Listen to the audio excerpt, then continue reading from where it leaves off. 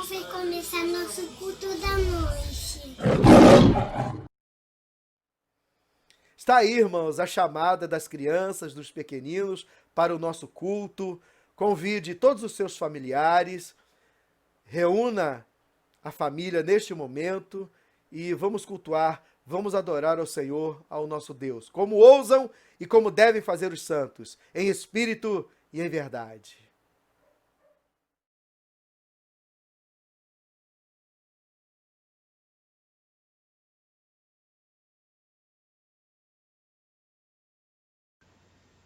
Salmo 150.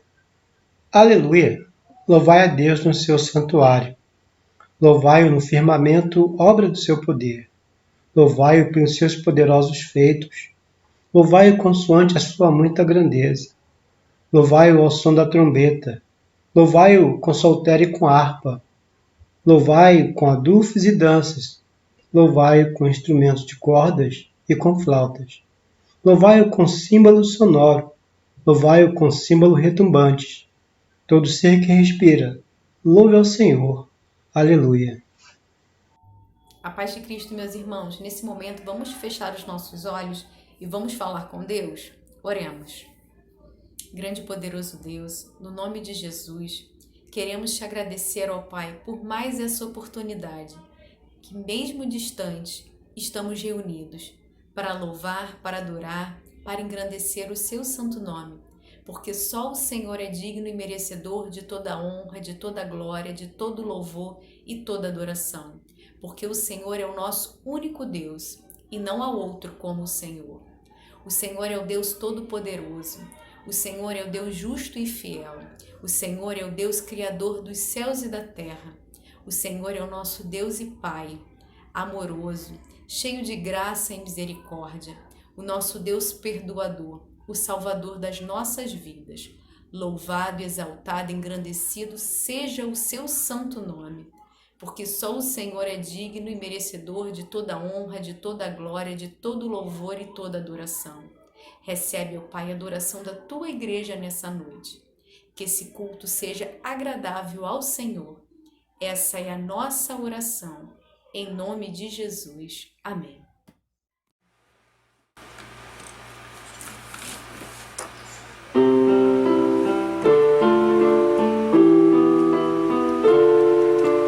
Bom estarmos aqui louvando a Deus, podendo exaltar seu santo nome. Tempo para isso, tempo para louvarmos a Deus, num só amor, num só Espírito. Tempo para isso, tempo para louvarmos a Deus, num só amor, num só Espírito. Deus venha nos abençoar e que essa união nunca falte para nós. Ó Deus venha nos abençoar e que essa união nunca falte para nós. Bom estarmos aqui louvando a Deus, podendo exaltar seu santo nome. Tempo para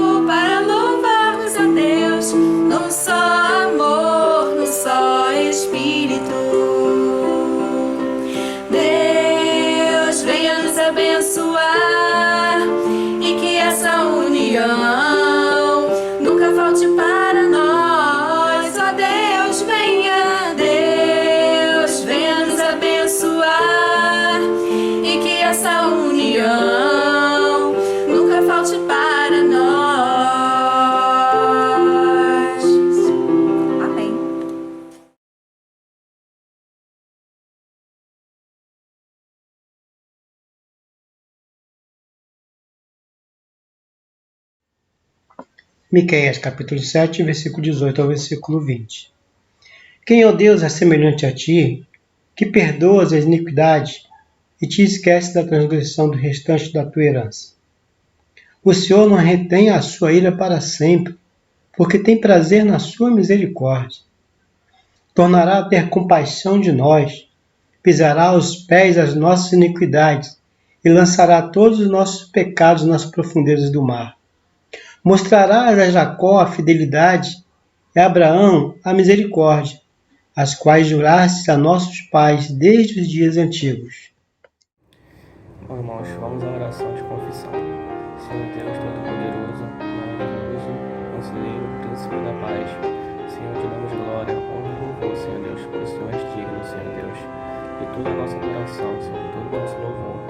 Nesse momento, Senhor Deus, queremos agradecer, Senhor Deus, pela sua misericórdia, pelo seu perdão, Senhor Deus, por ter enviado o seu Filho, o seu único Filho, para poder morrer por nós, Senhor, e nos perdoar de todos os nossos pecados, Senhor Deus. O Senhor nos sustenta a cada dia, Senhor Deus, e nos guarda de todo mal, Senhor Deus. Muito obrigado pelo seu perdão e por sua misericórdia, Senhor Deus. Em nome desse, Senhor, cai mais nesses erros, Senhor Deus. Nos guarda de todo mal, em nome de Jesus. Amém.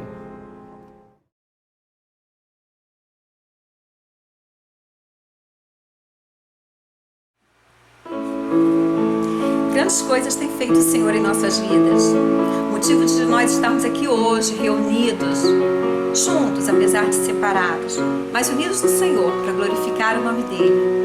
Vamos glorificar o Senhor, vamos? Juntos.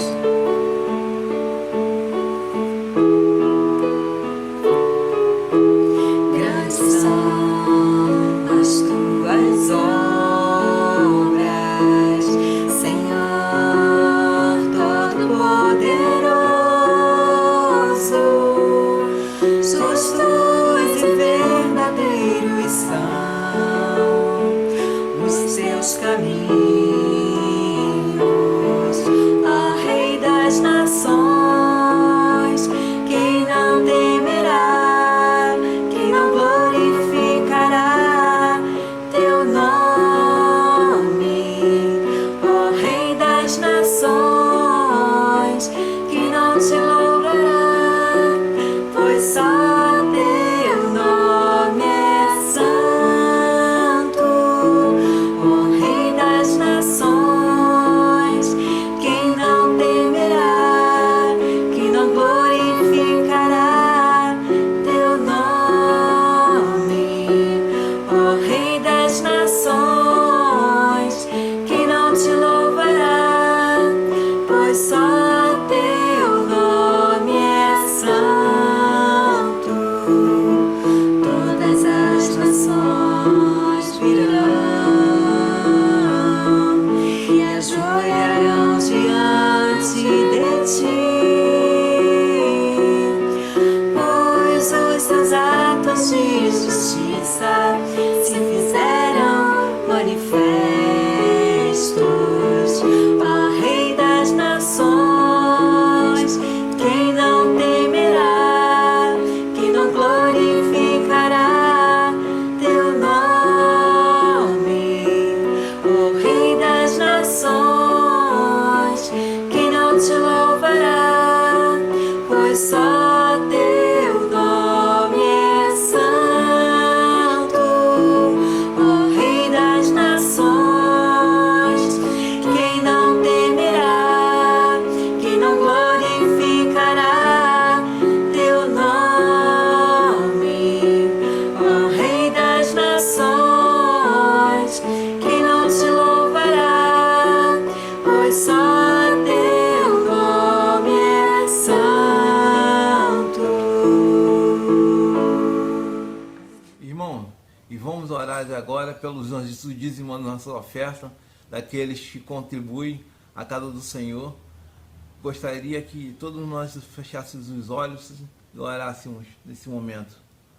Senhor, meu Deus e meu Pai, muito obrigado, Senhor, por mais esse dia que Tu nos concedes de estarmos aqui falando com o Senhor, entregando os nossos dízimos, as nossas ofertas à Tua casa, Senhor Deus. porque Tu és grande, Senhor Deus. Não existe outro Deus a quem nós devemos buscar, mas, Senhor Deus, e entregarmos, Senhor Deus, as nossas ofertas, Senhor Deus. Porque Tu és maravilhoso, Senhor Deus, para cada um de nós, Senhor Deus. Continuas abençoando cada um dos nossos irmãos, Senhor Deus, que estão, Senhor Deus, aqui presentes, Senhor Deus, estão, Senhor Deus, presentes na Tua presença, Senhor Deus. Em nome do Seu Filho, amado Jesus. Amém.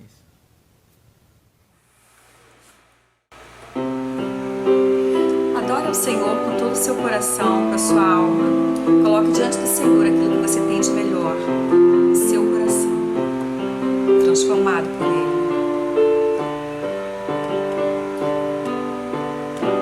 Ao único que é digno de receber a honra e a glória, a força e o poder. Ao Rei eterno, imortal, invisível, mas real, a Ele ministramos o louvor. Ao único que é digno de receber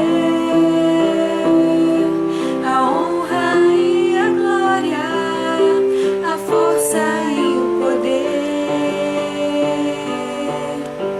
Ao Rei eterno, imortal, invisível, mas real, a Ele ministramos o louvor. Adoramos a Ti, ó Rei Jesus. Adoramos a Ti, ó Rei Jesus. Adoramos o Teu nome, nos rendemos aos Teus pés, consagramos todo o nosso ser a Ti. Adoramos a Ti, ó Rei Jesus. Adoramos a Ti, ó Rei Jesus. Adoramos o Teu nome, nos rendemos aos Teus pés, consagramos todo o nosso ser a Ti. Consagramos todo o nosso ser a Ti.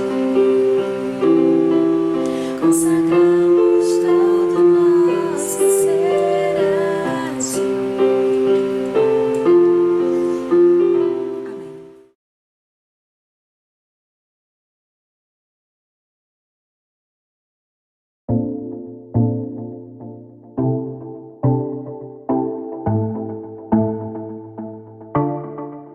Vou confiar, acreditar mesmo sem ver. Eu não consigo merecer. Ele já venceu por mim, já me deu o seu favor, me escondeu em seu amor. Não temerei se o mar se levantar, fortes ondas a quebrar sobre a minha embarcação. Em meio ao caos da escuridão, só em Ti confiarei. Sei que eu não naufragarei, Tu comigo estás. Tu és bom, Tu és bom, Tu és bom em todo tempo Tu és bom. Tu és bom, Tu és bom, Tu és bom em todo tempo Tu és bom.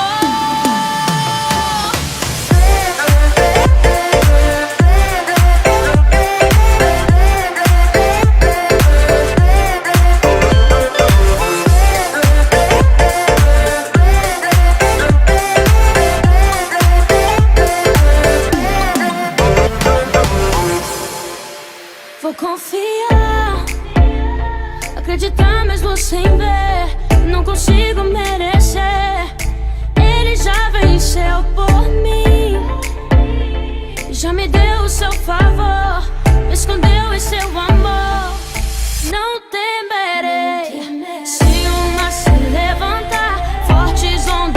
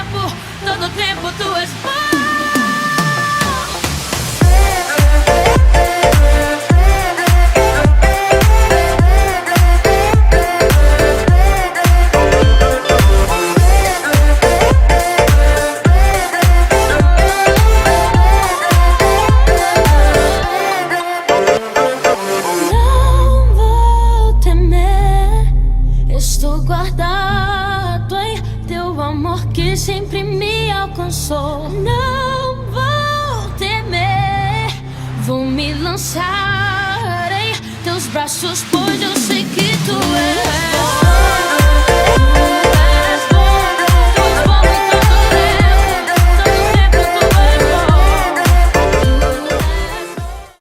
E acontecerá nos últimos dias, diz o Senhor, que derramarei do meu espírito sobre toda a carne. Vossos filhos e vossas filhas profetizarão, vossos jovens terão visões e sonharão vossos velhos. Olá, meu irmão, olá, minha irmã, que o Senhor te abençoe sua casa. Como nós acabamos de assistir o vídeo, né, estamos parabenizando e confraternizando mesmo em vídeo os nossos adolescentes, onde se comemora mais um ano de aniversário. O Senhor abençoe a vida deles. E como você viu, também tem muitos adolescentes. Eu já fui adolescente, muitos de vocês já foram adolescentes. E outros são e ainda outros serão. Né, Gabi? Vamos orar, irmãos. Pedimos ao Senhor que continue abençoando os nossos adolescentes da casa do Senhor. Vamos orar. Senhor, nosso Deus, nós somos gratos porque até aqui o Senhor tem nos abençoado. Queremos, ó Deus, agradecer, ó Deus, de todo o nosso coração, ó Deus, mais um ano de aniversário da nossa UPA, União Presbiteriana de Adolescentes. Ó Deus, que o Senhor continua dando força, dando sabedoria, dando entendimento na sua palavra para cada um deles, ó Deus. Que o Senhor assim os abençoe, que o Senhor assim ensina a eles cada vez mais na palavra do Senhor, ó Deus, que venha a ser cada vez mais alicerçada nos seus corações. Ó Deus, muito obrigado pela vida de cada um deles. É a oração que eu faço no nome de Jesus. Amém.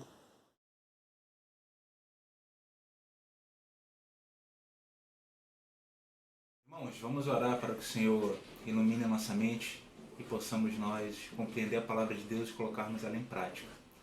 Senhor, te agradecemos, Pai, por esse dia, por esse momento de podermos ouvir a Tua palavra.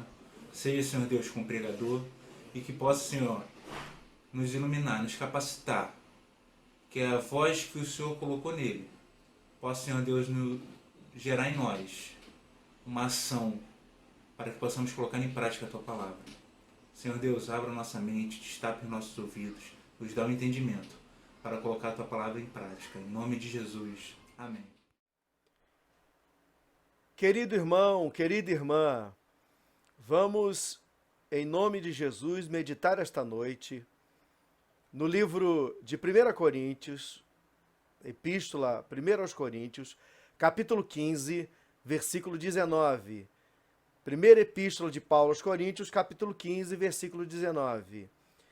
Na NVI, Nova Versão Internacional, assim nos diz este versículo: se é somente para esta vida que temos esperança em Cristo, dentre todos os homens somos os mais dignos de compaixão. Na versão Nova Almeida atualizada, o mesmo versículo nos diz assim: se a nossa esperança em Cristo se limita apenas a esta vida, somos as pessoas mais infelizes deste mundo. Então, irmãos, para iniciarmos sobre esse aspecto, sobre esse tema, esperança para nossos dias, primeiro gostaríamos de ver aí o sentido, o significado da palavra esperança. Se você pesquisar, você vai encontrar algo parecido com o que eu encontrei aqui. Então vamos lá. Esperança, sentimento de quem vê como possível a realização daquilo que deseja. Também é confiança em coisa boa. Como exemplo, a vida vai melhorar. Também é confiança de que algo bom acontecerá. Exemplo, a esperança de se casar. E no sentido figurado, esperança é algo ou alguém que é alvo da minha expectativa. Também vamos encontrar tudo o que se relaciona com o ilusório, né? O tópico. Exemplo, a esperança de ficar rico. E em teologia, na teologia, nós vamos encontrar a esperança como uma virtude que completa aí as 3 virtudes teológicas que até vamos encontrar em 1 Coríntios 13. Fé, esperança e amor. Então, das 3 virtudes, esperança é uma delas aí. 1 Coríntios 13, que vai falar do amor e aponta desses sentimentos, né, que a teologia aponta como virtudes: fé, esperança e amor. O nosso texto aqui em 1 Coríntios 15, nós vamos observar que o apóstolo Paulo está falando sobre a ressurreição de Jesus e ele afirma que isso é o penhor da nossa ressurreição. Mas ali na comunidade de Corinto tinham aqueles que pregavam contra a ressurreição, que a ressurreição não era uma realidade. Então ele está lutando contra isso e defendendo a ressurreição, porque se esse argumento se sustentar, Cristo não ressuscitou. E se ele não ressuscitou, irmãos, era vã a pregação de Paulo e todos aqueles que estavam pregando o evangelho de Cristo. Então, ele afirma aqui neste capítulo 15 de 1 Coríntios que a garantia de uma vida futura depois dessa vida, depois da morte, é a ressurreição de Cristo. A ressurreição de Cristo é a garantia de que vamos ressuscitar e ter uma vida na eternidade ao lado do Senhor, irmãos. Por isso, Paulo, aqui neste capítulo, vai desenvolver sua mensagem na realidade da morte e ressurreição de Cristo, isto é, Cristo realmente morreu e ressuscitou. Por isso, as expressões que nós vamos encontrar aqui nesse capítulo, as expressões que Paulo vai usar. Olha só, versículo 13. E se não há ressurreição de mortos, então Cristo não ressuscitou. Versículo 14. E se Cristo não ressuscitou, é vã nossa pregação e é vã a fé que vocês têm. Versículo 16 agora. Porque se os mortos não ressuscitam, também Cristo não ressuscitou. Versículo 17. Se Cristo não ressuscitou, é vã a fé que vocês têm. E vocês ainda permanecem nos seus pecados. Versículo 19. Se a nossa esperança em Cristo se limita apenas a esta vida, somos as pessoas mais infelizes deste mundo. É o versículo que destacamos para a base da mensagem desta noite. Versículo 20. Mas, de fato, Cristo ressuscitou dentre os mortos, sendo ele as primícias dos que dormem. Aí vamos continuar, o versículo 21. Visto que a morte veio por um homem, também por um homem veio a ressurreição dos mortos. Versículo 22. Porque assim como em Adão todos morrem, assim também todos serão vivificados em Cristo. Versículo 26 agora. O último inimigo a ser destruído é a morte. Versículo 32. Se como homem lutei em Éfeso contra feras, qual foi o meu proveito? Se os mortos não ressuscitam, comamos e bebamos, porque amanhã morreremos. Então, aqui neste versículo, especificamente, no versículo 32, ele está dizendo, para que eu lutei tanto, eu suei, enfrentei feras, diz ele. Foi em vão. Então, vamos comer, vamos beber, vamos nos alegrar, que amanhã vai acabar tudo, vamos morrer. É isso que ele está dizendo. Então, ele afirma, não lutei em vão, não estamos pregando em vão. Cristo realmente morreu e ressuscitou. Ele defende a ressurreição. Cristo, irmãos. É isso que está acontecendo no capítulo 15, do qual nós tiramos o versículo 19 para a base da mensagem esta noite. A esperança para os nossos dias. Essa parte, esperança, algo ou alguém que é alvo de uma expectativa. No sentido figurado, eu gostaria desta noite de trabalhar a mensagem sobre este aspecto. Esperança como algo ou alguém que é alvo de uma expectativa. Irmãos, ao olharmos para a história bíblica, vamos visualizar a história da salvação. A história da salvação começa com a salvação dos indivíduos, depois passa para a salvação da família e depois vai para a salvação do povo. E da salvação do povo culmina com a salvação na cruz, né, de Cristo, com a salvação de todos aqueles que Cristo veio salvar, irmão. A salvação do homem, da humanidade em Cristo Jesus. Todo aquele que crê no seu nome, confia no que ele realizou a seu favor. Então, vamos ver bem melhor, mais detalhado um pouco, essa história. Lá no livro de Gênesis, o primeiro livro do Antigo Testamento, o primeiro livro da Bíblia, vamos observar ali a história da salvação dos indivíduos. Adão e Eva, depois que eles pecaram, Deus foi ao encontro deles. Olha aí a salvação dos indivíduos. Os seus filhos, Caim e Abel, a história. 7. Depois Noé, a história de Noé. Deus salvando a humanidade, e não destruiu completamente, mas através de Noé e sua família, Deus salvou a humanidade e lhe ofereceu um recomeço.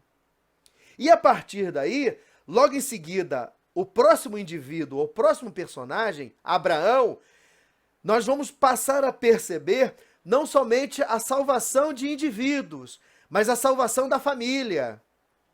Aliás, quando Deus chama Abraão, já estamos aí no capítulo 12 do livro de Gênesis, promete que dele faria uma grande descendência e salvaria todos os seus descendentes que o bendissessem. E os que não fizessem isso, não seriam salvos. Amaldiçoaria os que o amaldiçoassem e salvaria os que bendissessem, os que o abençoassem.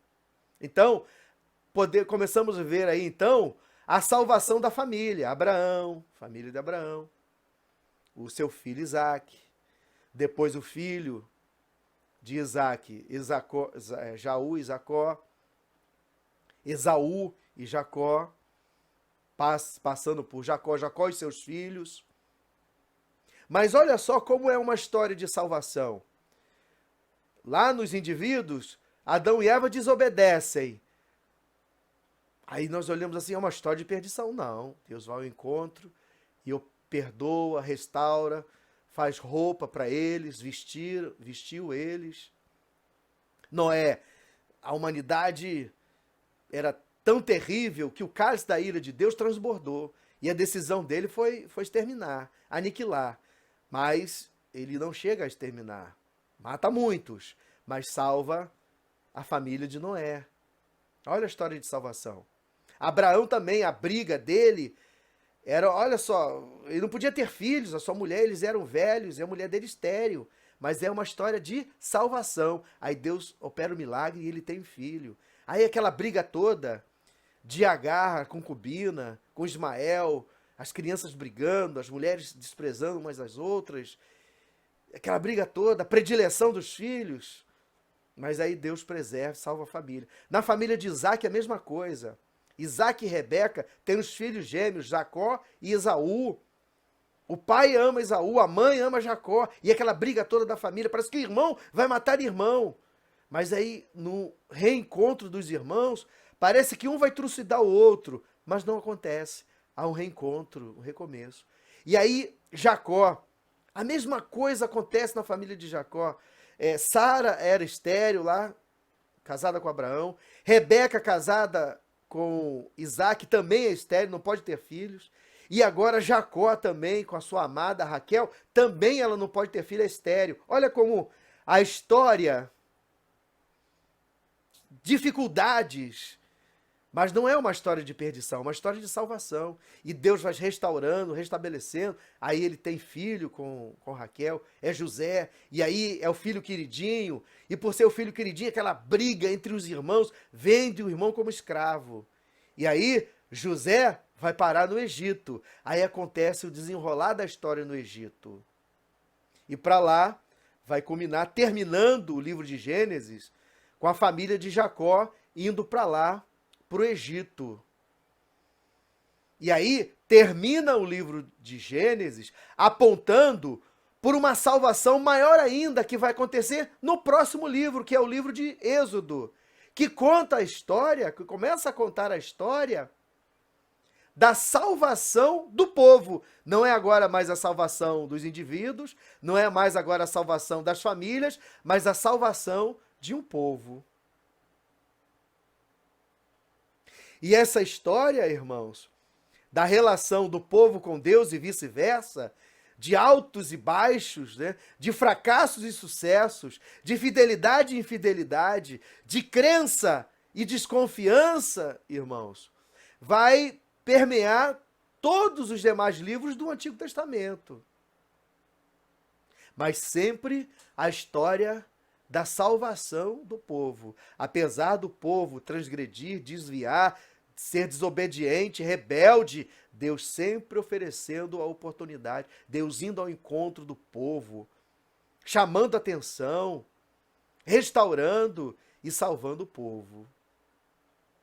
E aí, irmãos, a partir dos livros proféticos, dos livros dos profetas, os profetas maiores, os profetas menores, vai ser enfatizado a figura do grande libertador, daquele que vai redimir a Israel, aquele que vai salvar Israel dos seus opressores. E aí temos o último livro, a última profecia do Antigo Testamento, que é Malaquias, quando Deus encerra a comunicação com o povo, que aí está culminando aí, irmãos, no período interbíblico. O período interbíblico é o período entre Malaquias, o último profeta, o último livro e a última profecia do Antigo Testamento, até o advento de João Batista, que volta a proclamar os oráculos de Deus, que volta a pregar a palavra do Senhor. Nesse período, Deus ficou mais de 400 anos sem se manifestar, sem falar ao povo, irmãos. Este é o período interbíblico, e neste período interbíblico, de mais de 400 anos, Israel esteve na maior parte sob domínio estrangeiro. Os outros povos, como o Império Mundial, o Assírio, o Babilônico, o Medo-Persa, o Persa, o grego e o romano, sempre vão dominar o povo de Israel. Por um período de mais de 130 anos, aproximadamente, irmãos, é que vai acontecer a revolta dos irmãos macabeus, e aí Israel vai ter um período, um pouco mais de 130 anos, de independência naquela região, onde hoje é o Estado de Israel, ali no Oriente Próximo, né? Na Ásia Menor, onde hoje é o Estado de Israel. Então, nesse período do domínio dos irmãos macabeus, Israel vai viver independente politicamente, mas na maior parte dos 400 anos, Israel vai ser subjugado por outras nações. Então aí, irmãos, nesse período interbíblico, é onde se acirra mais, onde vai surgir com mais intensidade, e pela necessidade do povo, de um redentor, de um remidor, desse libertador que vai livrá-los da opressão, da dominação alheia, irmãos, neste período interbíblico, irmãos. Então isso aí está latente no povo. O povo já ansiava muito por esse libertador. E é este sentimento da vinda deste libertador, deste remidor, irmãos, que era o sentimento que aflorava, que quando lemos os evangelhos, que nós vamos encontrar no meio do povo. Por isso aí, irmãos, esse sentido figurado da palavra esperança, algo ou alguém que é alvo de uma expectativa. Era essa exatamente a descrição da esperança do povo neste período aí dos evangelhos, descrito aí na história narrada pelos evangelhos. Olha o que Paulo vai dizer lá em Gálatas, capítulo 4, versículos de 4 a 7. Abra sua Bíblia aí, no capítulo 4 de Gálatas, capítulo 4, versículos de 4 a 7, que nos dizem assim estes versículos.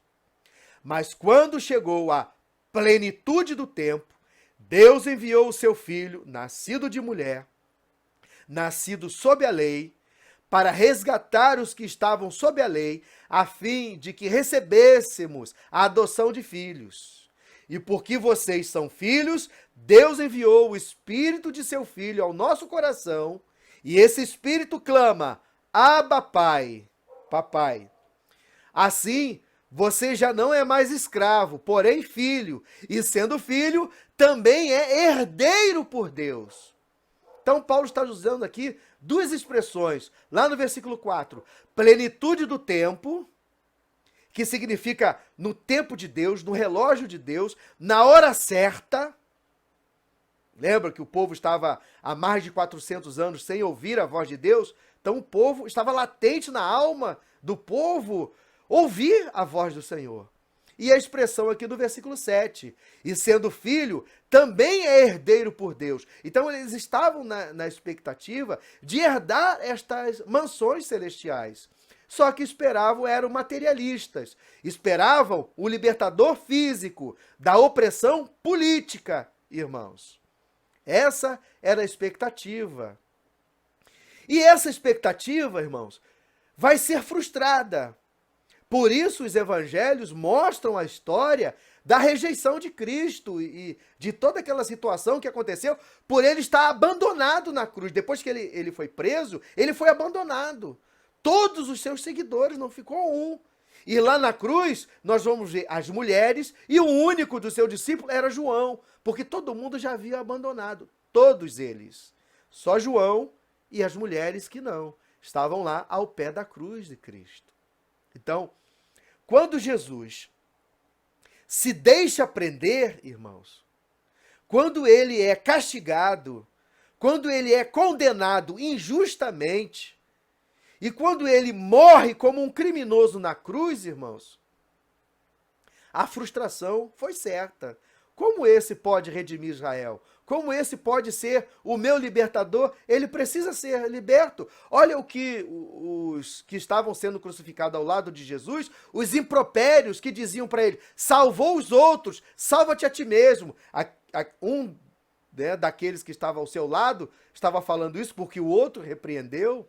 O outro conseguiu enxergar que Jesus era rei e que tinha um reino. Lembra-te de mim quando entrares no teu reino, mas o outro não. E aquelas outras pessoas que estavam ali, passando naquele lugar que era público e notório, o Gólgota, o Morro da Caveira, irmãos, porque era um local de entrada e saída da cidade, era um local de visão privilegiada. Então as pessoas, certamente curiosas, iam para lá e começaram a dizer, salvou os outros, salva-te a ti mesmo. Imagine, coisas desse tipo. Então, essa era a expectativa do povo. Como este que está sendo morto, crucificado na cruz de uma forma vergonhosa, como um criminoso, pode ser o meu resgatador, pode ser o meu remidor, pode ser o meu redentor, pode ser o meu salvador. Olha a frustração, irmãos, nas palavras de 2 discípulos de Jesus no caminho de Emaús. Lá no Evangelho de Lucas, capítulo 24, versículos de 13 a 35, olha o que esses discípulos vão dizer, olha o que vai acontecer ali, irmãos. Isso está acontecendo no domingo da ressurreição, logo pela manhã. Jesus já havia ressuscitado naquela madrugada, está caminhando ali com esses dois, e olha o que está acontecendo. Lucas 24, a partir do versículo 13. Naquele mesmo dia, 2 discípulos estavam indo para uma aldeia chamada Emaús, que ficava a uns 10 quilômetros de Jerusalém, e iam conversando a respeito de tudo o que tinha acontecido. Enquanto conversavam e discutiam, o próprio Jesus se aproximou e ia com eles. Porém, os olhos deles estavam como que impedidos de o reconhecer. Então, ele lhes perguntou, o que vocês estão discutindo pelo caminho? E eles pararam, entristecidos. Um, porém, chamado Cleopas, respondeu: será que você é o único que esteve em Jerusalém e não sabe o que aconteceu lá nesses últimos dias? Ele lhes perguntou: do que se trata? Eles explicaram: aquilo que aconteceu com Jesus, o Nazareno, que era profeta, olha o passado, que era profeta, poderoso em obras e palavras, diante de Deus e de todo o povo. E como os principais sacerdotes e as nossas autoridades o entregaram para ser condenado à morte e o crucificaram. Olha aí o pensamento deles.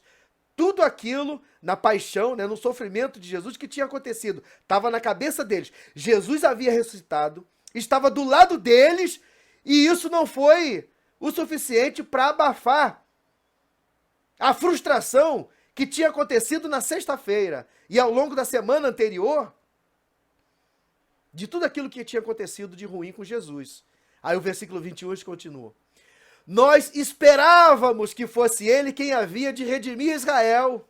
Olha a frustração, irmãos. Esperávamos. Olha a frustração, irmãos. Mas depois de tudo isso, já estamos no terceiro dia, desde que essas coisas aconteceram. É verdade também que algumas mulheres do nosso grupo nos surpreenderam. Indo de madrugada no túmulo e não achando o corpo de Jesus, voltaram dizendo que tinham tido uma visão de anjos, os quais afirmam que ele vive.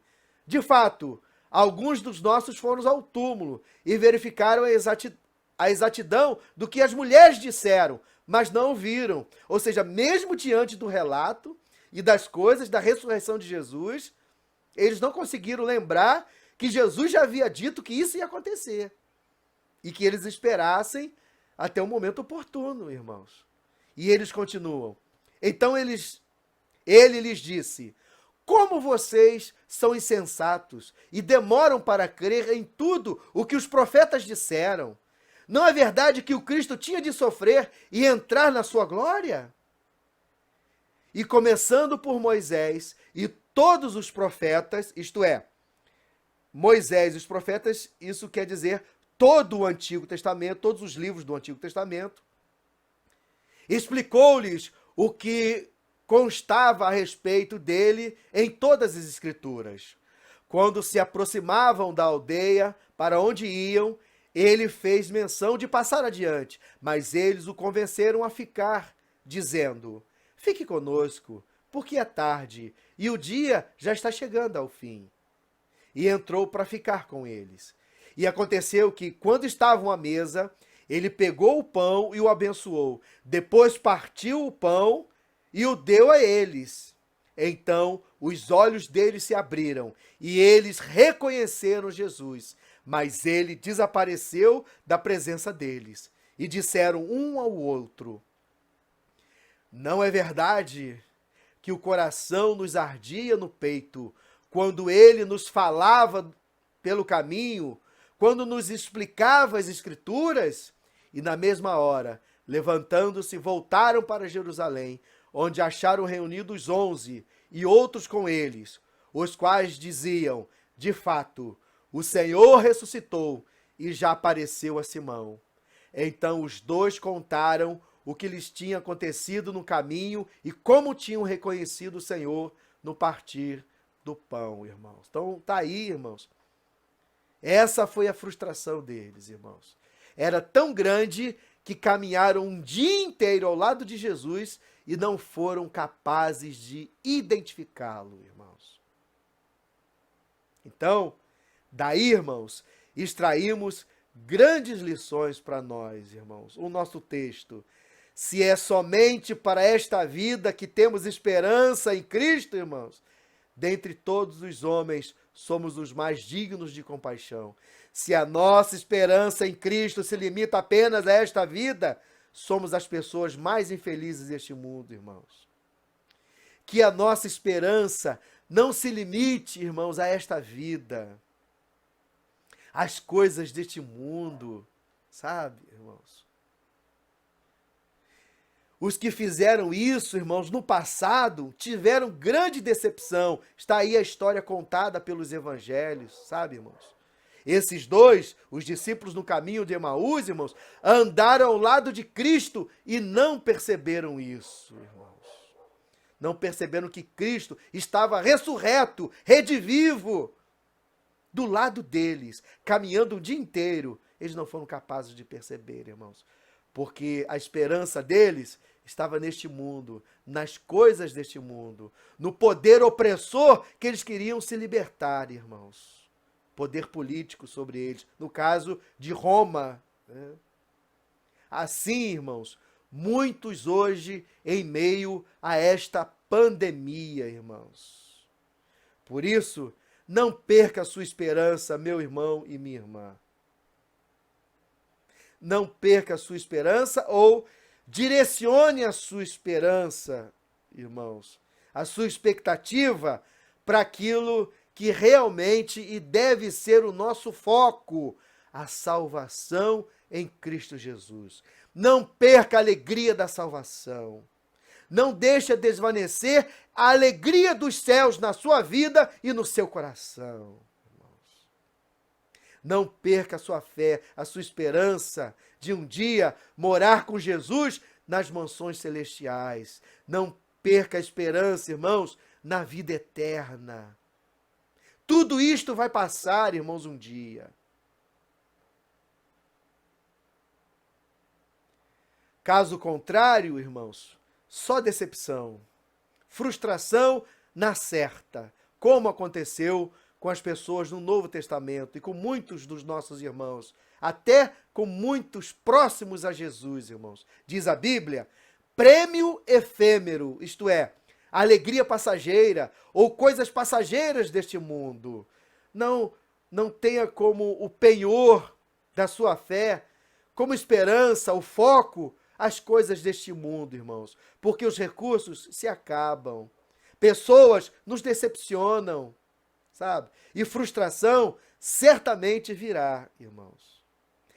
Ariano Suassuna vai dizer, o que é difícil passar é fácil contar. Por isso, meu irmão e minha irmã, confie. Estamos quase terminando essa fase. Estamos perto do fim, irmãos. Essa é a nossa esperança para esse tempo.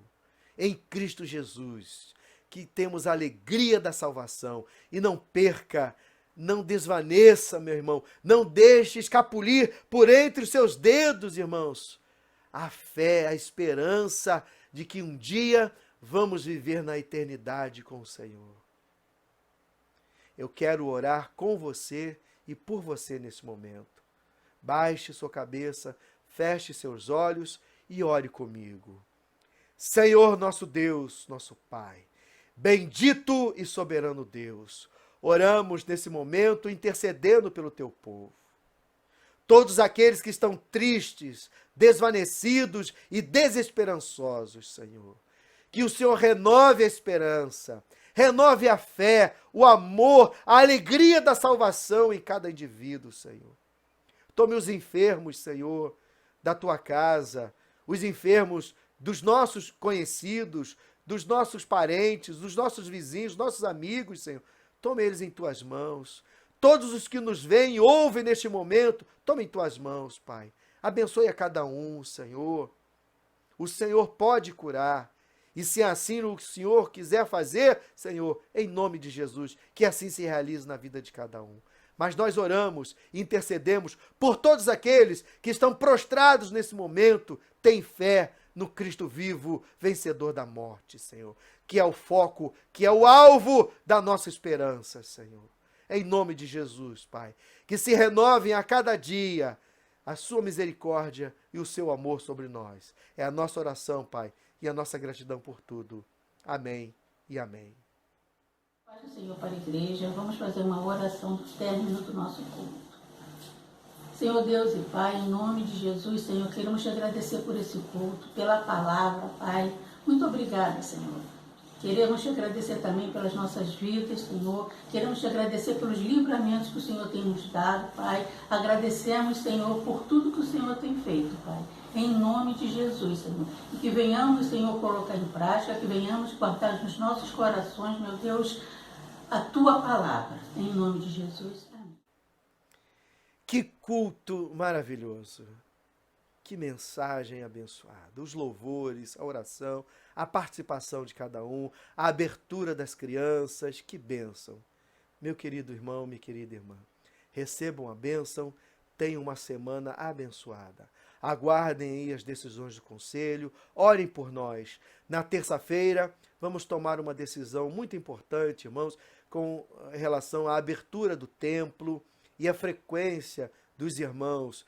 Peça ao Senhor que nos dê a direção, que nos dê um norte, que ilumine cada conciliar para tomar a decisão diante do Senhor, irmãos. Eu, especialmente, gostaria muito de abraçar, beijar os irmãos. Os irmãos sabem como eu sou assim, mas que o Espírito Santo do Senhor nos ilumine para tomar as medidas e as decisões corretas dos céus diante do Senhor. Recebam a bênção, irmãos. Tenham uma semana maravilhosa diante do Senhor.